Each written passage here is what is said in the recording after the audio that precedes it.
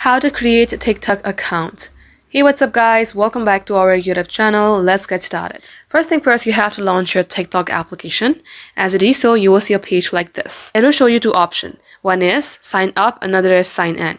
Tap on to sign up and then you will see a page like this.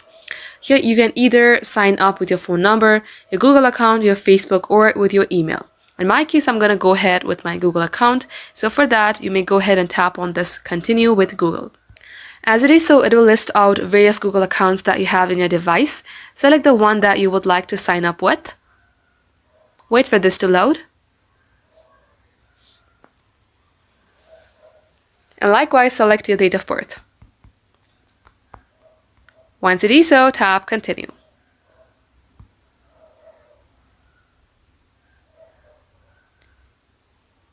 Now at this page, all you have to do is wait. And you can go ahead and create your nickname.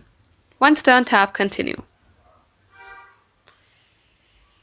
And just like so guys, this is how easy it is. If you tap onto your profile, you will see the name and your account. Thank you all for watching. We will catch you up in our next upload.